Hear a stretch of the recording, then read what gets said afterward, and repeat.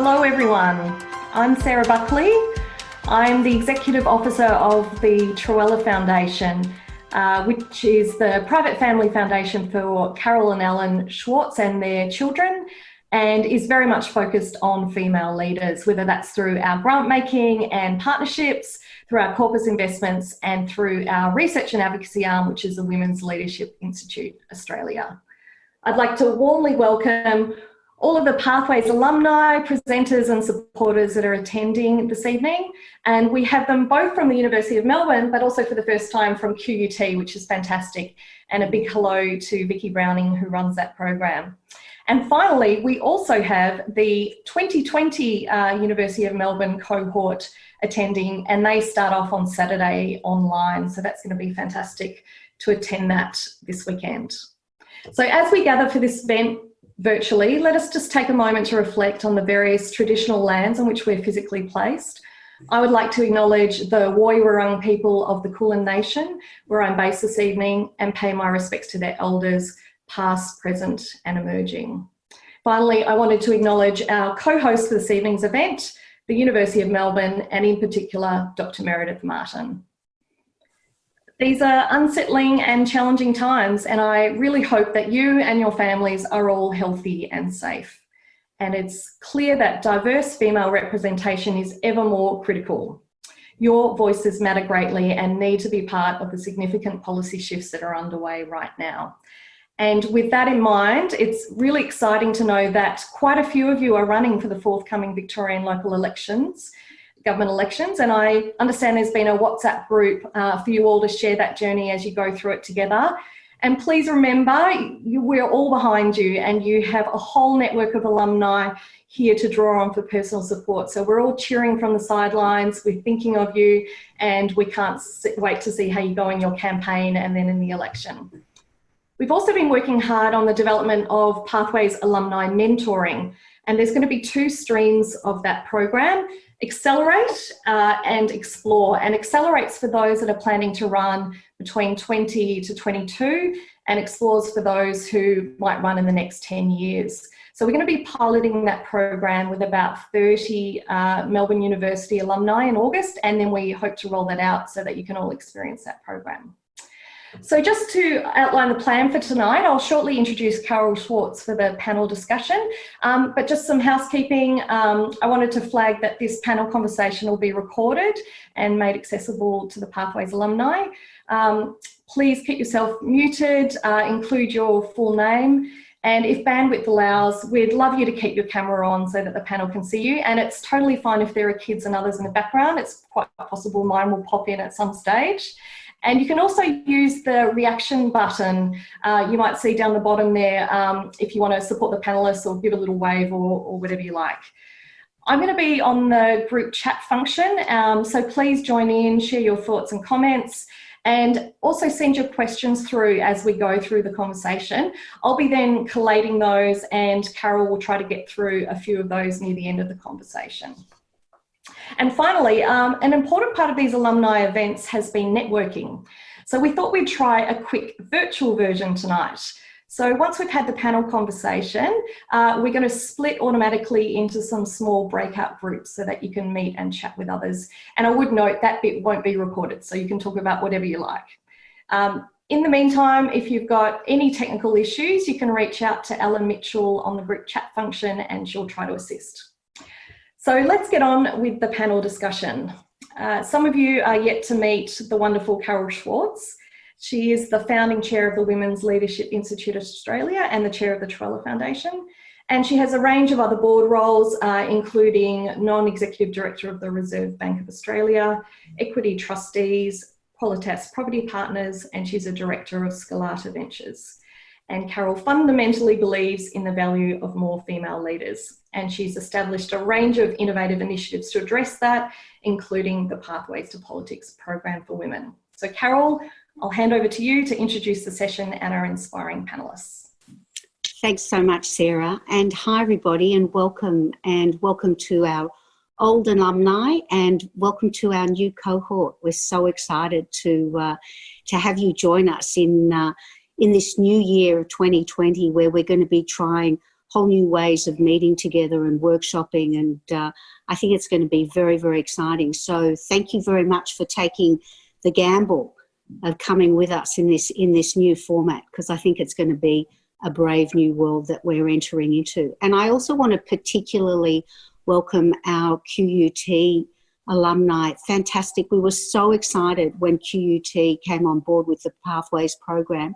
It's absolutely fantastic because we want to go national, and we think that, you know, the more women we have representing us as politicians in Parliament and at leadership level, the better we're going to be as a country and as a nation, the better decisions we're going to make.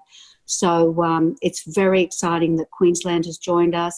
And as I said, we're hoping to for other states to join us very, very soon.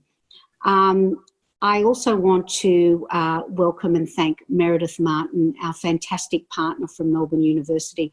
Meredith has been absolutely phenomenal in making sure that this program has been the success that it's turned out to be. She and Sarah together are a formidable partnership, and really we can thank them for ensuring the success of the program. So Meredith and Sarah, my sincere thanks for the work that you're doing. Okay, so tonight we're going to be reimagining Parliament, the disruptions needed to equally reflect women. And I'm so excited to have Kim Rubenstein and Ramona Vijeyarasa with us tonight, because this is going to be a fantastic discussion.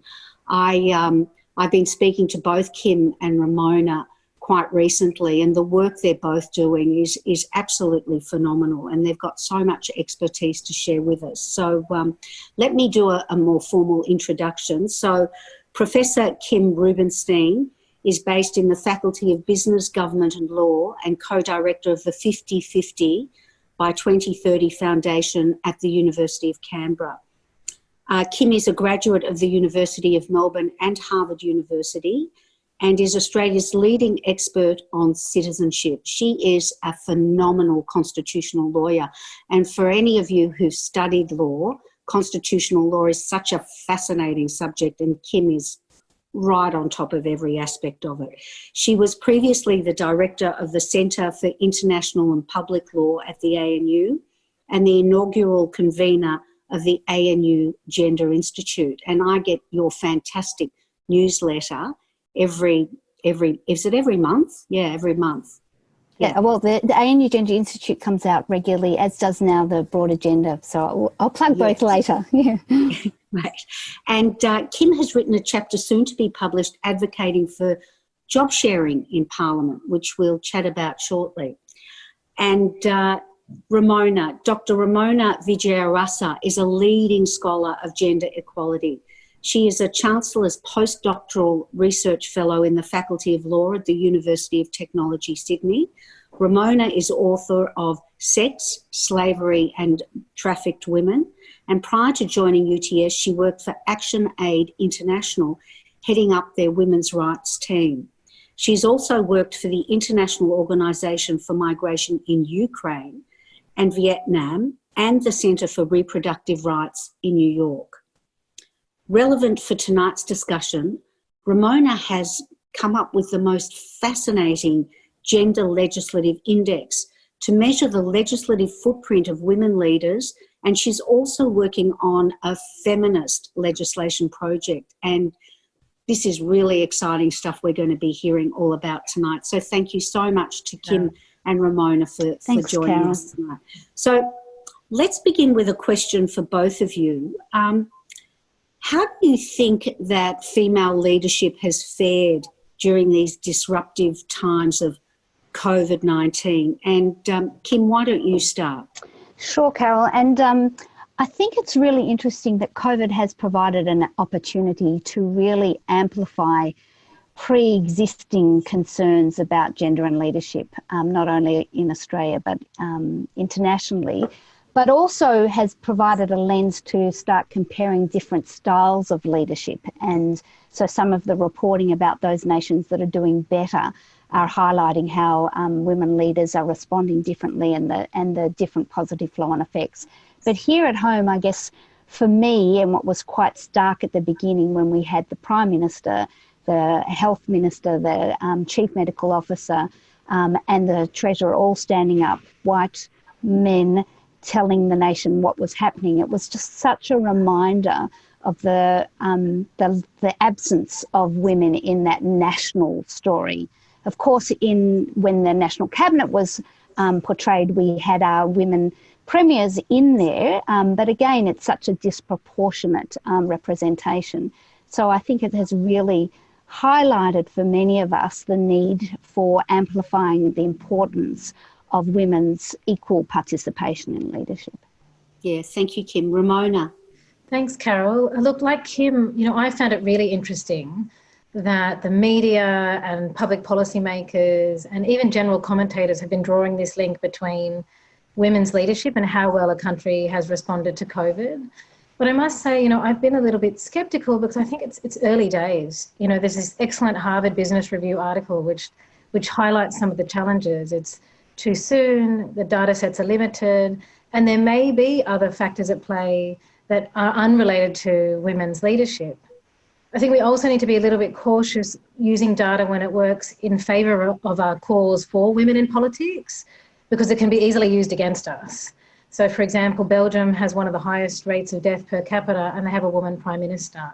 So, I think in my own experience writing The Woman President and the research for that book, which is about trying to show what difference women in executive office makes, I think doing this in a really sound, evidence-based way is quite a challenge. But while I'm sceptical, what I think is really interesting about COVID-19 and women's leadership, it's not just people like us who are interested in politics or academics who are having this conversation, but you can hear this on mainstream radio. And I think that's fantastic that we brought the conversation of women's leadership into the mainstream. Around 10 days ago, Julia Gillard said, COVID-19 shows that it does matter who you vote for. And so I think it's raised the consciousness of people who might otherwise be a bit sceptical of politics or disinterested in politics, that it does matter who you choose to lead your nation in a time of crisis. And I think that's important. It's sort of interesting though, isn't it? Because I think as Kim says, it's not only that we see, I guess, the groups of male politicians making decisions. So it's not really even so much the difference between what male leaders do and what female leaders do, but who are we seeing represented as our leaders? Do you know what I mean? Who's in the lineup? And what floored me, like it did with Kim, was every image I was seeing was an image of men only. I don't care who was doing better or worse, but all I know is I wasn't seeing women. Absolutely. I mean, and ultimately, it raises this question of representation. Who is speaking for the citizens of a country? And let's be honest, it's also not just white men, it's also diversity in its fullest sense. I think we all would agree that it's really pivotal that all Australians, regardless of your sex or gender identity or your ethnicity or race, that you feel represented by the people who are making decisions for you in Parliament. And so when we talk about equality, a lot of the conversation has been women leaders and what difference they're making and how they lead differently. But we need to think about equality in the broadest sense of representation and really make sure diversity is part of that conversation. And yes, well, just one other thought that flows from this discussion is when you look at the policy that flows from those decision makers, the first area where there was the change in policy was the end of universal childcare. And the first group of people to come off JobKeeper were the women working in childcare. Now, if there were equal numbers of women in that decision-making framework, would that have happened? I mean, it's just so significant that something so central to women getting back into the workforce and women contributing to the recovery is that someone is able to care. And it's obviously not only women's concern, but the disproportionate weight of childcare on women at the moment means that is really significant. And the absence of women in that core decision making would be really interesting to unravel in terms of that actual policy flow on. Yeah, although it's so interesting, isn't it, with everybody working from home in the first lockdown, I think, and this is purely anecdotal, but a lot of the younger men that I was speaking to actually were playing a very significant role in their, children's homeschooling and looking after the children. And one would think that there would have been, the representation of young men and the whole need for childcare for families as opposed to just women thrown into the debate. I think what's really key, Carol, is to sustain some of that change. If men now are at home and playing that role in the family, that when it does, if life from before returns to normal, that men are still willing to put their hand up and say, hey, I want to be home. Or when they're leaving a meeting early, they say, I'm leaving because I have childcare responsibilities, not just because I have to, and to name that issue. I would say what's really interesting, there's this fascinating New York Times article that unpacked some of that, what was going on at home. And it did say men were enjoying spending time with our kids, because who doesn't want to spend time with our kids? But that women were still bearing the responsibility for all the other household additional chores that were happening, because if more people are at home, more things need to be cleaned, more cooking needs to be done.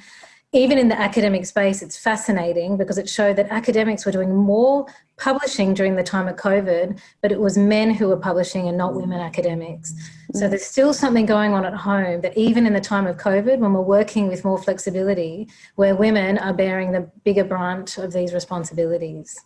Yeah, I think that goes to the cultural issues around who plays what roles in which societies. Absolutely. Yeah. I might just add, so the 50/50 Foundation, we've actually started a sort of pilot research project around this issue. And one of my colleagues, Dr. Pia Rowe, has, it's called the COVID freeze frame, and it's using photo elicitation to draw out some of these issues during lockdown of families with kids taking photos of the unpaid work in the home as a way of getting that discussion. And so hopefully at some point we'll be able to report back on that too. Oh, yeah. Well, that leads to my next question, which is around, we've all been working very, very differently the last few months, and that clearly demonstrates that flexible and remote work is not only possible, but actually people are thriving. Ramona, you just gave a great example of more academic work being published.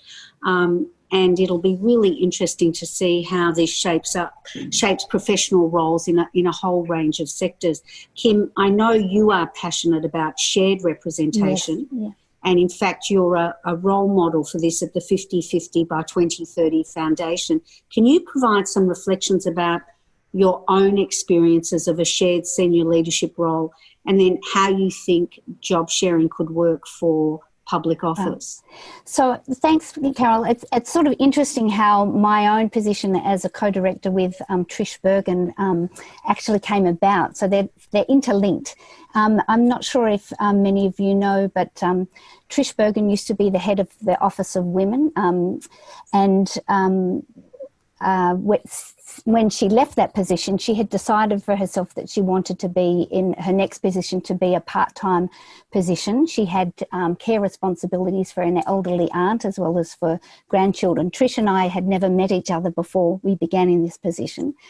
And each of us had been encouraged to apply for the role. And at that stage, it was actually advertised as a singular full-time position as director of the 50/50 Foundation.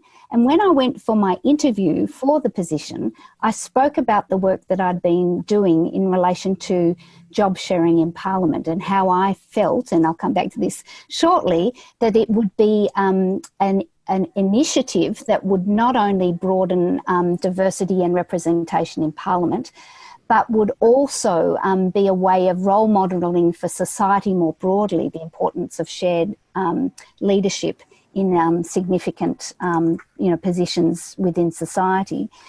And so after the interview, the panel came back to me and said, would you be open to this position being a job share position, in light of what you had said about that particular policy aspect, but also because Trish and I had complementary skills to bring to the position of director of the foundation.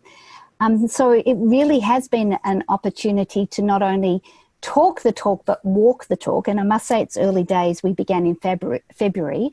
And I should also explain that in the context of me as someone who is still able to work full time, that what it actually means for me is that I'm 4 days a week as co-director academic, and Trish is 3 days a week co-director governance. So in real terms, the university is paying for more than a full-time role for the director. It's actually 7 days.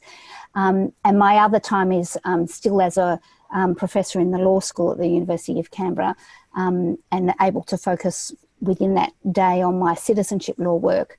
But I think the thing that we've already found is how supportive it is to be in a co-leadership role in terms of, as I said, the different skills. Trish comes from an economics background, mine from a legal background. And not only that we bring different perspectives to bear, but that we become soundboards for each other in significant decision-making processes. So we're in, as I said, we only started in February and we've been doing our strategic planning. And in that sort of process, having another person as equal leader or, not in a hierarchical sense, has really been productive. And I guess just briefly to link it back, and I can come back to some of the specifics that we've experienced so far in our few months in this role.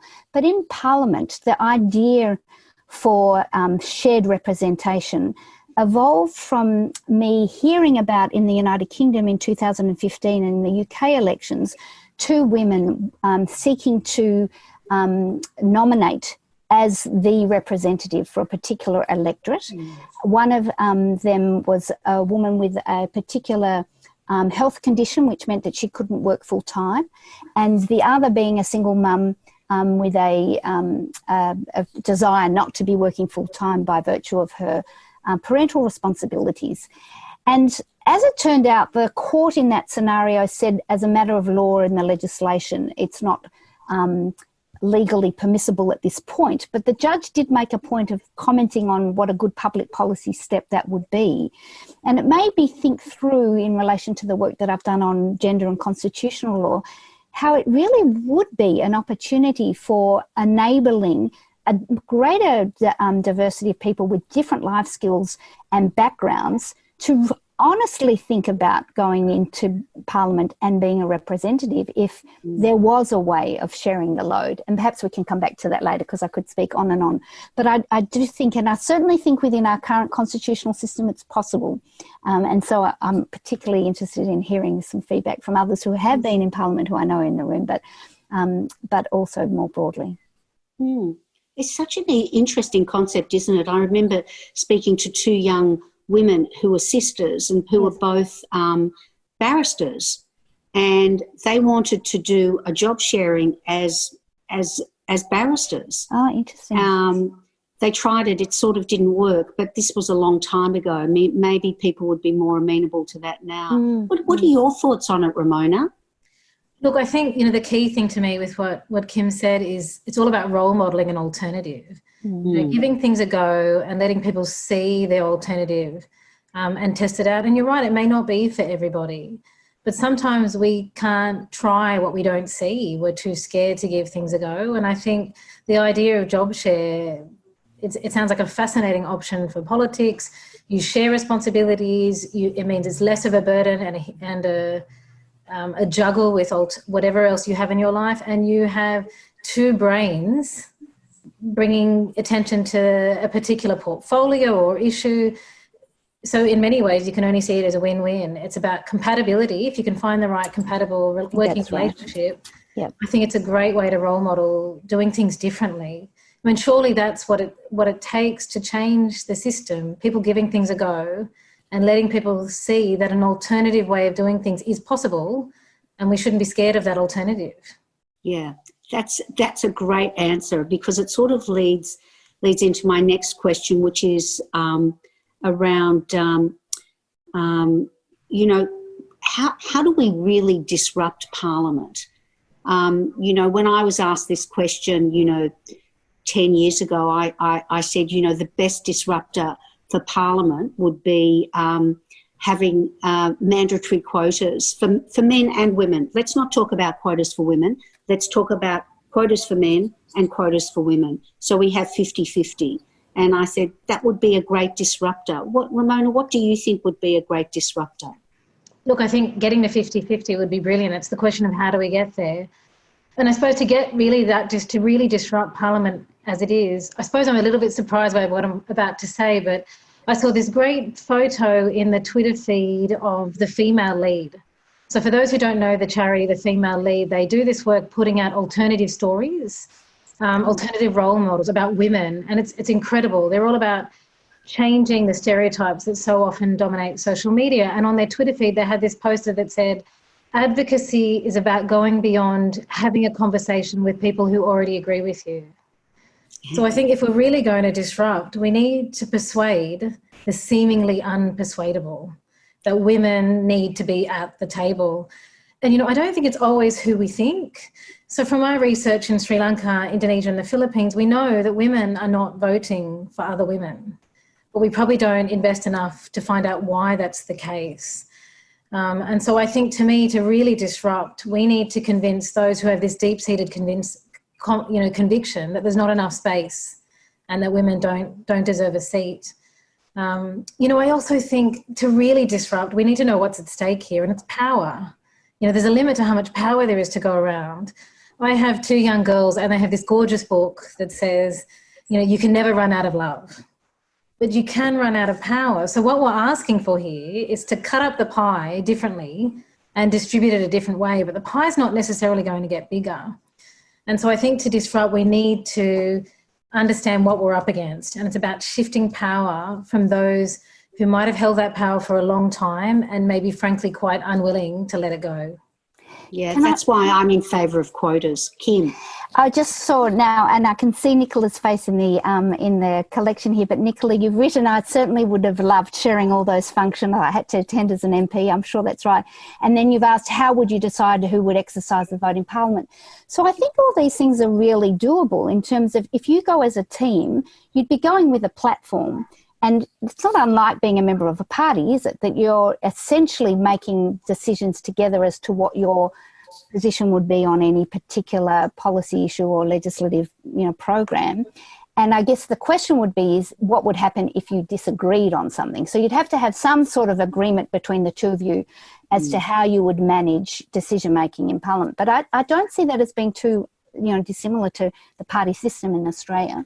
And then I guess the question would also be, you just imagine if you're someone from Western Australia. I think the whole COVID pandemic at the moment is disrupting a notion of the need to actually physically be present. And isn't it interesting that Parliament seems to be the last institutional framework that is resisting, pivoting to the online process that, the Prime Minister's just announced that they're going to put it off for another few weeks, that they hadn't been able to manage how to do it online. But, these are sort of disruptions to the way we think about work and life and how we manage our identities and work around our work life. And I think Parliament needs to be brought into that mix in a way that is, more enabling of just the realities on all of our time, no matter at what level of decision making that you are. But I think in answer to you, Nicola, there would be ways, and I'd love to sit down with you at some point to just nut through, if you reflect back on those roles that you had, what are the issues that would come up in thinking through how you would manage it? Because I just think that there is so much potential in this. Yeah, you bring up that really interesting issue around technology and politics, right? Because why is it that we've all managed to have meetings like this and Parliament can't have a meeting like this? It's because if you think about it, this sort of disruption, technology, is the sort of thing that's a great enabler for women. Why would women have to, or men have to leave their families for months on end if we could all, have parliamentary sittings like this? And it's sort of interesting, isn't it? Because I know that politicians are having meetings with their overseas counterparts, of which sometimes, there's a huge number over Zoom, and they're managing. So one wonders why our politicians can't manage the technology and have parliamentary sittings around Zoom. Have you got any sort of insights into that, being in Canberra, Kim?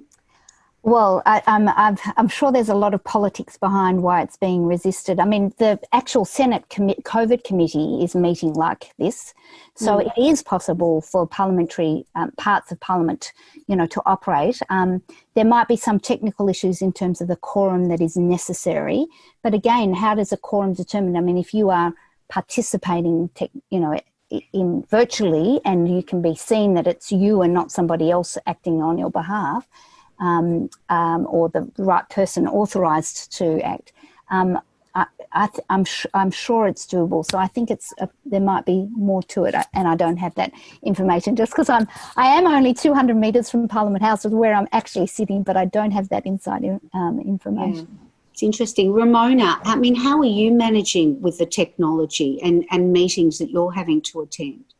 Look, I think,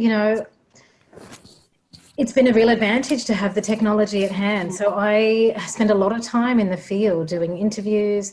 When I was back at ActionAid, the year after I had my daughter, I travelled 7 weeks. And I returned to work when she was 10 months old. And the year after, I travelled 7 weeks out of the whole year, which is a lot of travel for a new mum with a young child. And so I'm quite grateful to be able to have meetings with my colleagues in Sri Lanka, in the Philippines, in Indonesia. And, we can't be sceptical about the ability of others to embrace the technology. This is a global pandemic and everyone's risen to the challenge. So I was on the phone the other day with a project partner in Indonesia, and we were talking about whether we could go ahead with field research. She said, yes, of course, we'll just do the focus group discussions on Zoom. Everybody knows how to use Zoom. This is now a global capacity that people have. We can be reaching people in ways like never before. I think we have to embrace the technology and use it to our advantage. I would much rather wake up in the middle of the night to present about my research in a conference in Europe than have to travel for days at end and be away and miss out on things and create challenges for managing my work-life balance. So, we for all the challenges it's brought, we just have to embrace the benefits. And I think this is a huge benefit. And I hope our Parliament rises to the challenge and benefits from it as well. Absolutely. Couldn't agree more. So I want to get back to, a more basic question around Australian politics. And Ramona, how much do you think women are required to play the current political game to be successful?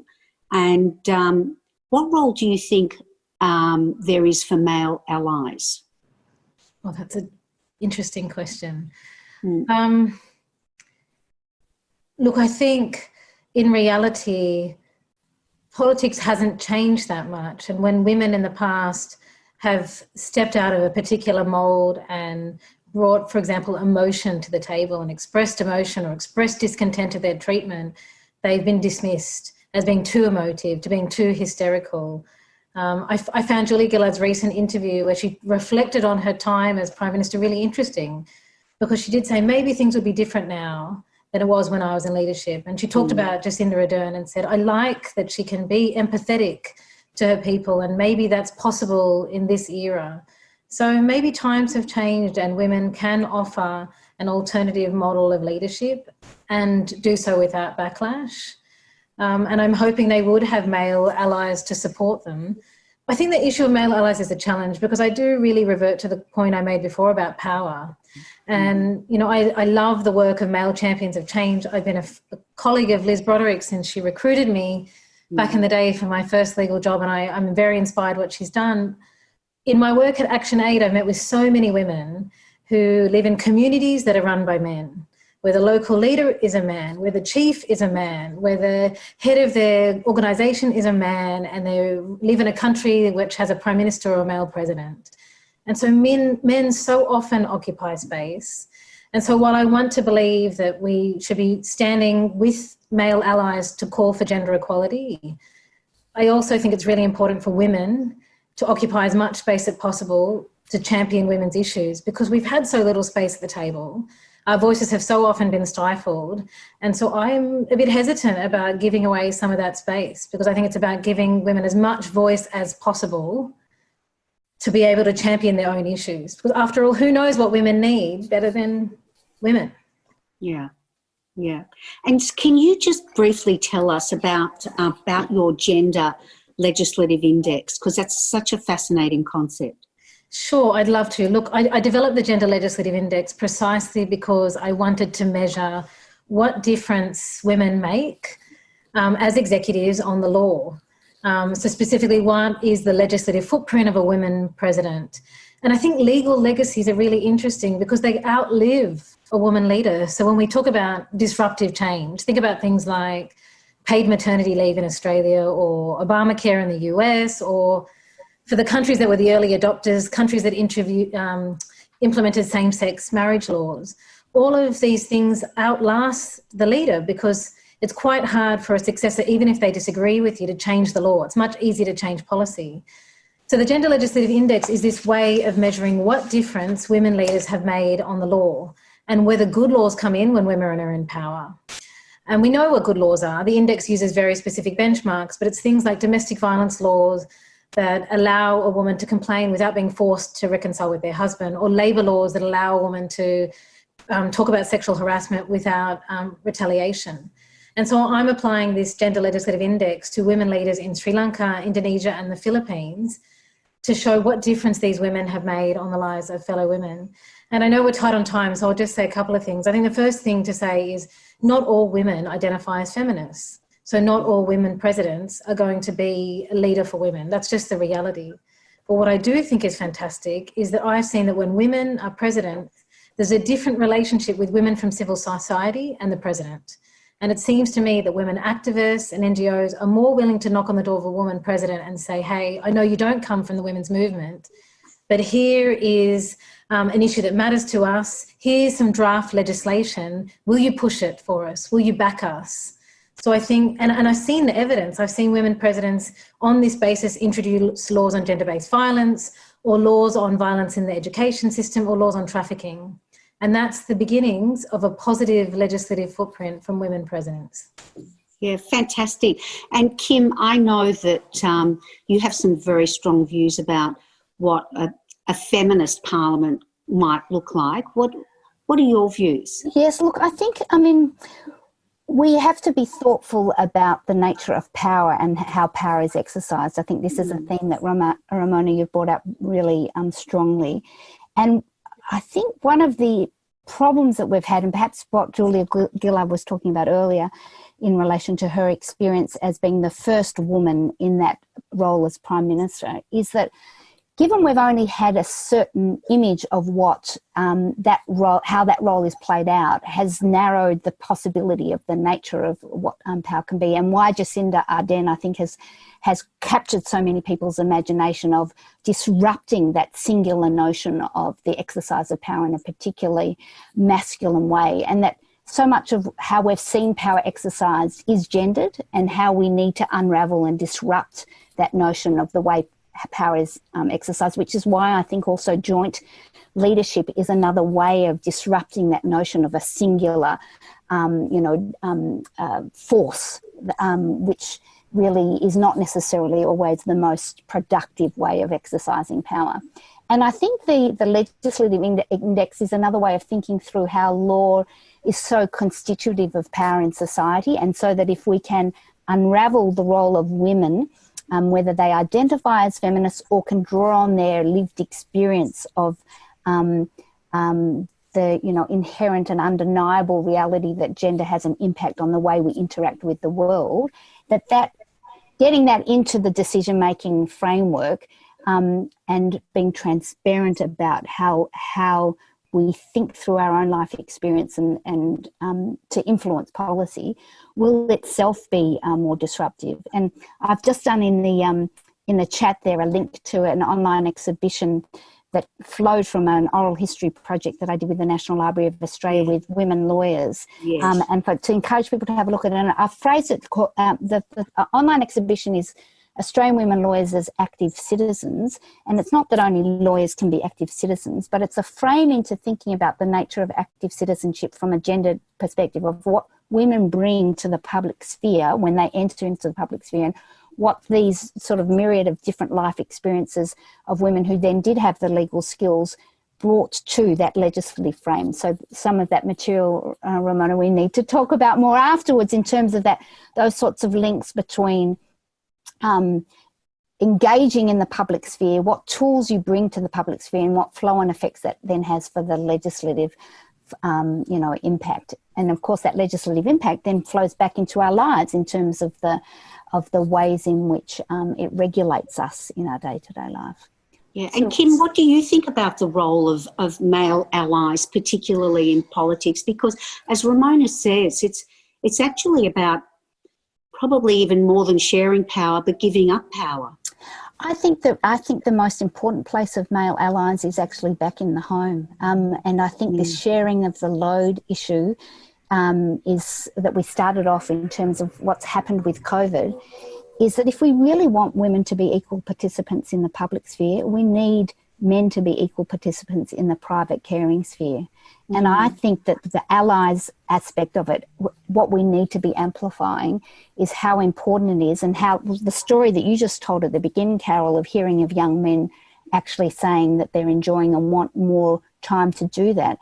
If that was amplified in all of the major companies where the expectation and norm was that men would equally take off time for parental leave, and that it wasn't disproportionately 80-20 women, men, but it was actually 50-50, that men and women were equally participating in sharing the load at home, I think that would be the most supportive way for men to assist in women being equally participating in the public sphere. Yeah. But Ramona, do you find that, what Kim says is absolutely, I think, resonates with all of us, but do you find that it's very much a cultural thing? I mean, a cultural imprint, which seems so difficult to get over. And how do we get over these sorts of cultural stereotypes that we're so caught up in? Look, I love what Kim said. I couldn't agree more. Maybe it's about looking to other models, because in other countries there is more job sharing. In France there's a real conversation about a 4-day week. And, frankly, I don't think Australians are that good at necessarily looking at some of those overseas models and thinking about what might work in our context. But I think Kim's really nailed, the first step is about equal share at home. And then to me, what's really related to that, it's not just men changing, but it's women changing the burdens we place on ourselves. Because I know I live in a very equal relationship at home, but I still carry a lot of guilt, as many women do, when I therefore make decisions to be at work, to prioritise my work, because I know my children are well cared for. And that's a common problem, because it's not just the expectation of what we do at home, it's having children, how many children we have, breastfeeding them, where we breastfeed them, how long we stay at home for, who does the childcare drop-off, who's in assembly, who the school calls when your child is sick. There are so many ingrained cultural practices that need to be changed, and it's men, it's the guilt that women carry, and it's the way all the institutions around us might even be accidentally reinforcing some of that unequal burden that needs to also change. Yeah, one of the best things my mother ever taught me was to teach my children to call out for their father at night when they woke up, or go and wake him up on his side of the bed, because that's what we used to do as children, always wake our father, not our mother, if we woke up. Yeah, I like the thumbs up. Kim, did you have anything to add on that? No, but I'm seeing all the very positive chat responses to this idea about sharing the load at home being so significant. And also Claire's comment about, men's role in politics. I think it's that in every aspect of our lives, we need to be sharing the load. So it's not that we don't want men to be supportive in the political sphere, but it can't only be in the political sphere. I think that's the key issue. Absolutely, and I apologise for not incorporating comments into the questions that I'm asking, but I actually can't see them. My eyes are not good enough my screen's too far away from me, so I do apologise for that. But Kim and Ramona, that has been a fantastic discussion. I think that we're going to get broken up now into smaller groups. So this is an experiment by us. So fingers crossed. There's not a fingers crossed emoji on the on our little things. It's only thumbs up and waving or clapping. So who's going to break us up into small groups? I might just quickly explain. So Ella's going to put us into smaller groups. I'm just looking at the time. We might do that in sort of for 15 minutes until 6:05, and then we'll just return briefly to the full group for close. And so really it's just a chance for you to introduce yourself to some fellow alumni or presenters and share any reflections you've had from the panel. And so, as Carol said, bear with us, fingers crossed. Carol, do you want to just wrap things up now? I think everyone's got back now. Okay, I just want to say thank you very much to our fabulous speakers, Kim and Ramona. I mean, I think that you are exceptional women doing exceptional work, and thank you so much for spending time with us this evening. It's been absolutely fantastic. And I want to thank our alumni. I want to thank our new cohort. This is revolutionary. We are really going to change the face of Australian politics. So thank you all for putting yourselves out there and, being courageous and taking a risk, because, we all hear throughout the course, throughout our workshops, that this is not an easy thing to do. And just observing, political life through the media, we know that it's very challenging. So thank you for your courage.